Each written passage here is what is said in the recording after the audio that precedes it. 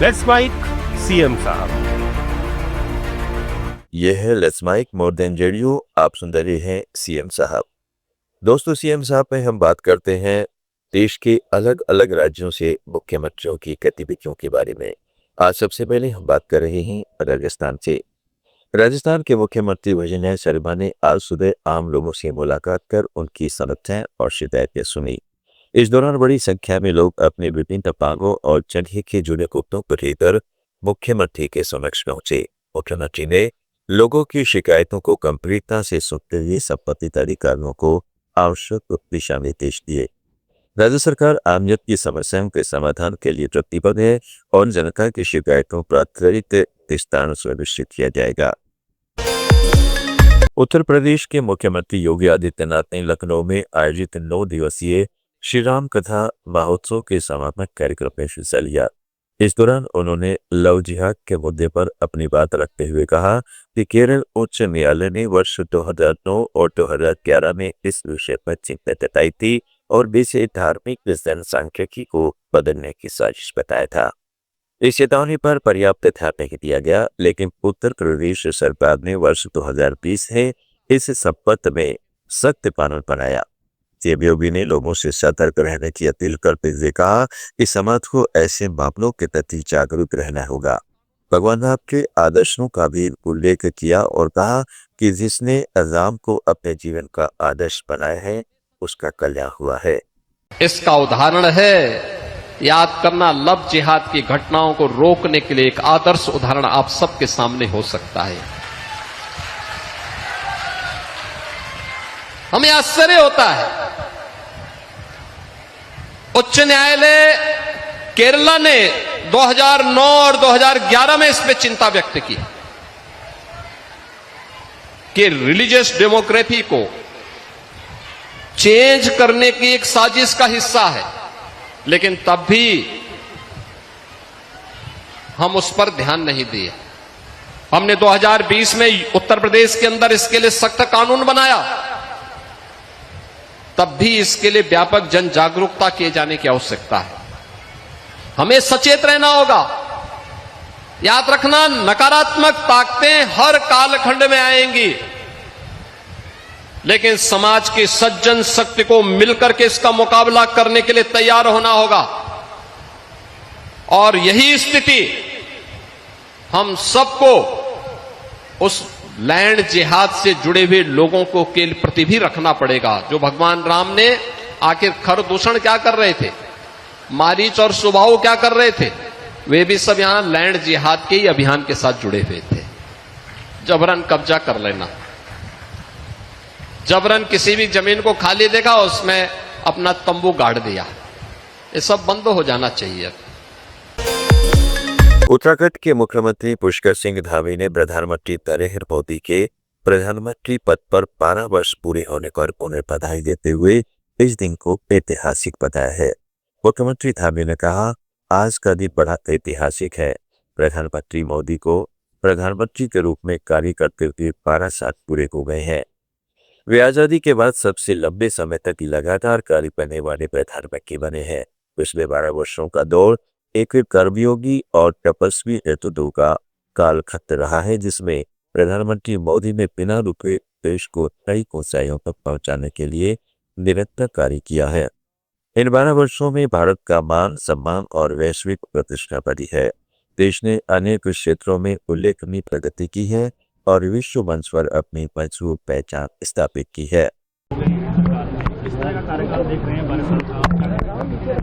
देखिए, आज का दिन बड़ा ऐतिहासिक दिन है। आज माननीय प्रधानमंत्री श्री नरेंद्र मोदी जी के अनवरत रूप से प्रधानमंत्री के रूप में काम करते हुए 12 साल का कालखंड पूरा हो रहा है और वो निर्वाचित देश की आज़ादी के बाद निर्वाचित प्रधानमंत्री के रूप में सर्वाधिक कालखंड तक काम करने वाले प्रधानमंत्री के रूप में उनका ऐतिहासिक रिकॉर्ड आज दर्ज हो गया है।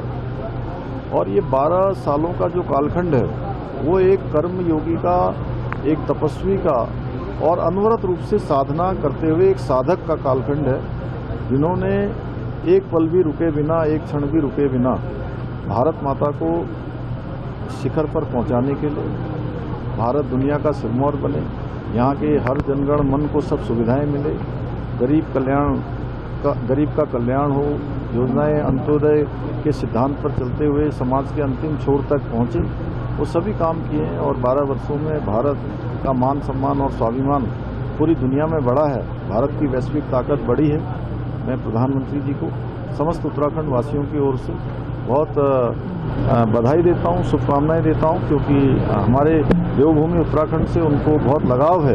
यहाँ के प्रत्येक परिवार के लोग, हर यहाँ का जनगण मन उन्हें अपने परिवार का सदस्य मानता है और उनका भी बहुत लगाव उत्तराखंड से है। गोवा के मुख्यमंत्री प्रमोद सावंत ने कहा है कि राज्य सरकार के राजस्व विभाग द्वारा बहाजे घर योजना के तहत एक सनद वितरण कार्यक्रम आयोजित किया गया। इस कार्यक्रम में उत्तर गोवा का प्रतिनिधित्व करने वाले सरकार के मंत्री और विधायक भी शामिल हुए। मुख्यमंत्री ने बताया है कि वर्ष 1973 से पहले बने पारंपरिक घरों को वैध दर्जा देने के लिए उनके मालिकों को सनद जारी की जा रही है। इस पहल के माध्यम से लंबे समय से अस्तित्व में रहे घरों का नियमितीकरण किया जा रहा है और उन्हें कानूनी मान्यता प्रदान की जा रही है। राजस्व विभाग की इस पहल से लोगों में खुशी का माहौल है, क्योंकि उनके घर अब नियमित हो गए हैं और उन्हें स्थायी स्वामित्व संपत्ति सनद प्राप्त हो गई है। गोवा सरकार के रेवेन्यू डिपार्टमेंट के अंतर्गत मुझे घर मीन्स मेरा घर एक कार्यक्रम के अंतर्गत सनद डिस्ट्रीब्यूशन का कार्यक्रम यहाँ पे रखा था। इस कार्यक्रम में हमारे सरकार में से मंत्री और एमएलए जो नॉर्थ गोवा में थे इस कार्यक्रम में पार्टिसिपेट हुए। इस कार्यक्रम का इनॉग्रेशन हमने देश के होम मिनिस्टर अमित भाई शाह इनके हस्ते किया था और आज इन प्रैक्टिकली सनद देना स्टार्ट हो गया है। गोवा के ट्रेडिशनली 1972 के पहले के घर उनको सनद देना, उनको लीगलाइज करना, और इवन दो जिसके टाइटल और डॉक्यूमेंट्स नहीं थे, इस तरह के 20 पॉइंट प्रोग्राम हो, सरकार के रेवेन्यू लैंड में हो या कोमुनिजात यहाँ के लैंड हो, इस तरह के सभी लैंड पे जितने सारे घर बने थे रेगुलर बने थे, उनको रेगुलराइज करने का काम मेरे सरकार ने किया है और revenue department have taken this initiatives और आज लोग खुश हैं क्योंकि उनके घर रेगुलराइज हो गए, उनको परमानेंटली सनद मिली। झारखंड के मुख्यमंत्री हेमंत सोरेन का कहा है कि लंबे समय बीत जाने के बाद भी संबंधित महान व्यक्ति तो आज पूरे देश में आदिवासी समाज सहित सभी वर्गों के लोग याद करते हैं। किसी व्यक्ति का इतने लंबे समय तक सम्मान और स्मरण किया जाना इस बात का प्रमाण है कि उसके व्यक्तित्व में असाधारण गुण थे और उसके इतिहास ने अमिट छाप छोड़ी। ऐसे महान व्यक्तियों की विरासत आने वाली पीढ़ियों को प्रेरणा देती है। उन्होंने उनके योगदान को याद करते हुए कहा है कि समाज और देश के लिए किए गए कार्यों के कारण उनका नाम आज भी लोगों के दिलों में जीवित है। आप सब लोगों को पता है ये भगवान बिरसा मुंडा जी का आज पुण्यतिथि है। लगभग 125 साल का एक लंबा वक्त में भी आज पूरे देश में आदिवासी समुदायों के बीच, हर वर्गों के बीच आज इनको याद किया जा रहा है। निश्चित रूप से इतने लंबे वर्षों तक किसी को सम्मान देना, उनको याद रखना, उस व्यक्ति में जरूर कुछ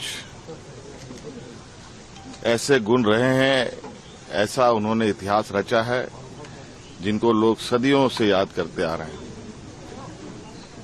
आज उनकी पुण्यतिथि है। हर साल की भांति इस बार भी हम लोग यहाँ उनको श्रद्धा सुमन अर्पित करने आए हैं। आप सुन रहे थे let's mind more than radio. Follow कीजिए हमें हमारे सोशल मीडिया प्लेटफॉर्म्स पर।